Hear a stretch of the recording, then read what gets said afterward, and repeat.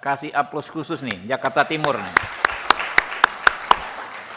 Berikutnya PKS, Pak Nazir Jamil.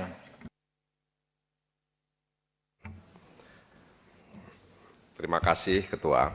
Bismillahirrahmanirrahim. Assalamualaikum warahmatullahi wabarakatuh. Selamat siang dan salam sejahtera untuk kita semuanya. Kami dari fraksi PKS menyampaikan terima kasih kepada pimpinan rapat Dr. Habibur Rahman dan para wakil ketua Komisi 3 yang telah memfasilitasi RDP kita pada hari ini. Jadi Pak Kapolda Sulteng dan Kapolda NTT sangat layak memang kalau Dr. Habibur Rahman ini mendapat penghargaan Detik Award sebagai orang yang konsisten mengadvokasi masyarakat. Cie. Jadi itu bukan mudah untuk mendapatkan penghargaan itu.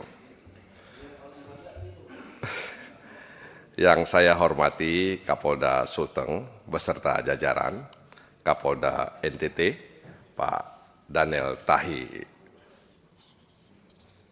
Silitonga.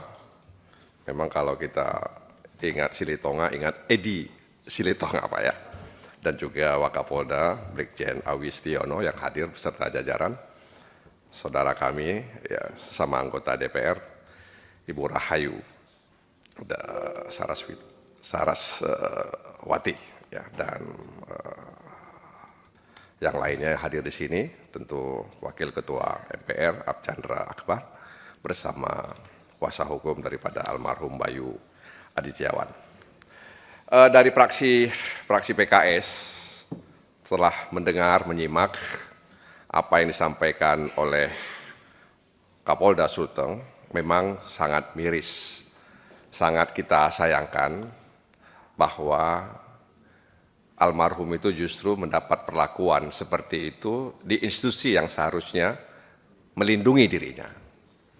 Dia merenggang nyawa justru di satu tempat di mana seharusnya dia dijaga, dilindungi. Tapi justru yang terjadi sebaliknya. Nah karena itu ada beberapa hal ya. Tadi saudara kolega kami Pak Sarifudin Suding juga sudah menyampaikan. KDRT-nya itu enggak disampaikan bentuknya apa, ya, apakah pemukulan atau penganiayaan berat dan lain sebagainya, sehingga yang bersangkutan itu harus dibawa kemudian ditahan. Dan kemudian di tahanan dia mengalami perlakuan seperti itu. Lalu ada apa sebenarnya pelaku itu, ya, motifnya apa sehingga dia melakukan hal itu? Ada apa? Kan itu patut dicari sebenarnya. Kenapa dia kemudian mengambil inisiatif untuk melakukan kekerasan itu? Ada apa sebenarnya? Mengapa dia sangat perhatian sampai-sampai perhatiannya itu dia salah gunakan dengan memukul, bahkan menganiaya sehingga kemudian korban merenggang nyawa? Kan itu dia. Ada apa sebenarnya? Nah itu yang kemudian tidak terungkap. Ya, ada apa sebenarnya? Apakah ada hubungan lain? Ya, sehingga dia begitu, ya, berinisiatif untuk melakukan itu. Ya. Oleh karena itu sekali lagi kepada pimpinan, barangkali perlu kita juga sampaikan agar aparat-aparat kepolisian yang ditugaskan di Tahti itu diberi bekal ilmu pengetahuan tentang bagaimana melayani tahanan. Selama ini terus terang saja mereka nggak punya itu. Ya. Ilmu pengetahuan tentang tahanan. Kita kemarin mengesahkan undang-undang tentang pemasyarakatan. Kita kasih hak-hak tahanan. Apa hak-hak yang seharusnya dimiliki dan kemudian harus kita berikan kepada tahanan. Nah ini barangkali Pak Kapolda, ya perlu dipikirkan agar petugas-petugas kita, aparat kepolisian yang ditugaskan di Tahti itu diberi bekal bagaimana mereka melayani tahanan. Kalau sudah dikasih bekal, ya pengetahuan tentang melayani tahanan, memperlaku tahanan, lalu masih juga terjadi seperti itu bukan hanya dibina, tapi juga perlu dibinasakan. Ya. Nah, oleh karena itu ini barangkali catatan kami ya terkait dengan peristiwa itu, dan tentu kami sangat prihatin, menyayangkan, turut berduka atas apa yang dialami oleh almarhum ya Bayu dan kita mendoakan agar yang bersangkutan ya diampuni segala dosa-dosanya. Oleh karena itu Pak Kapolda Sulteng mudah-mudahan ini bisa ya memberikan pelajaran agar anggota-anggota kepolisian yang ditempatkan di situ bisa mendapatkan bekal pengetahuan mereka tentang bagaimana melayani tahanan. Yang kedua ini untuk NTT ya. Kita barangkali masih ingat bagaimana Pak Kapolri Pak Sigit pernah mengatakan bahwa ikan busuk itu berasal dari kepala. Ya, dan itu kemudian kalimat yang sama disampaikan oleh Pak Prabowo Subianto ketika beliau berpidato setelah pelantikannya di sidang MPR beberapa waktu yang lalu, tepatnya 1 Oktober 2024, bahwa ikan busuk itu berasal dari kepala. Nah, karena itu ya, kalau kemudian ya seperti yang pernah disampaikan oleh beberapa rekan sebelumnya ya, bahwa saudara Rudi ini adalah orang yang ingin ya membongkar praktek-praktek penimbunan ya bahan bakar ya, dan ingin memberantas itu di bumi NTT, maka ini patut kita dukung karena dia adalah merah putih. Tapi kalau sebaliknya, maka tentu yang bersangkutan juga harus mengalami hal sama. Sebenarnya ini bukan cerita baru. Ya. Soal oknum-oknum membacking ini bukan cerita baru.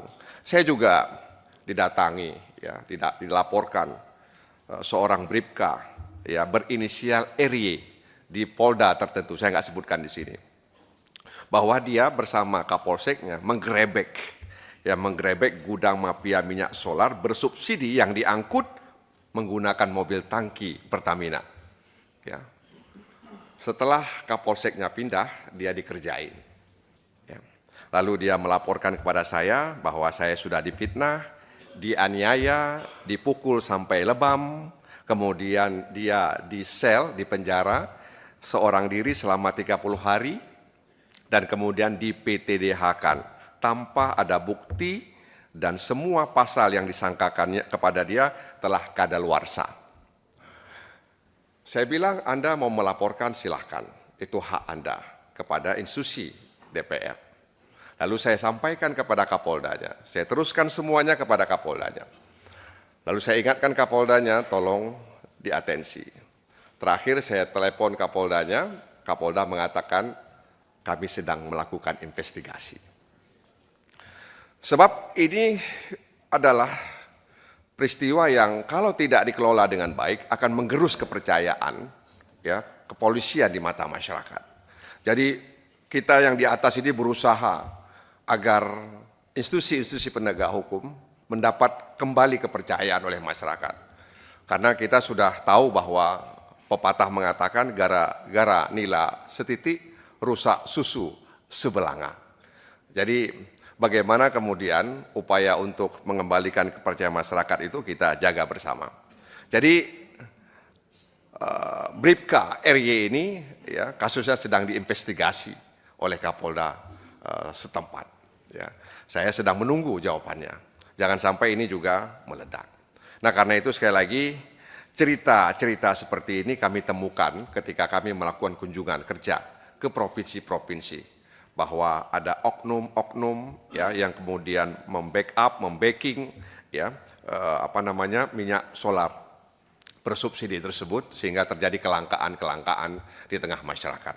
Nah, karena itu dalam kesempatan ini ya kami berharap agar pimpinan Komisi 3 DPR RI bisa semacam membentuk tim kecil ya agar kemudian kita bisa memberikan solusi kepada Kapolri ya sehingga kemudian peristiwa serupa tidak terulang kembali. Jadi ini patut kita tindak lanjuti karena ada dua pendapat yang berbeda ya. Ya, nah karena itu ini harus kita selesaikan ya.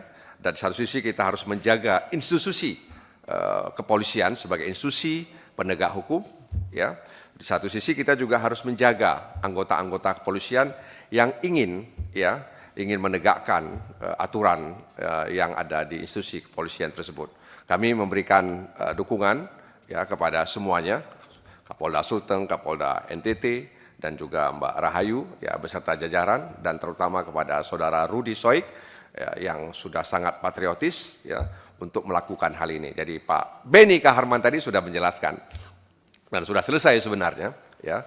Oleh karena itu sekali lagi saudara Rudi, Anda tetap sabar, Anda tetap kuat ya menjalani ini. Inilah resiko sebuah perjuangan dan saya pikir kita menyadari hal itu. Billahi taufiq wal hidayah. Wassalamualaikum warahmatullahi wabarakatuh.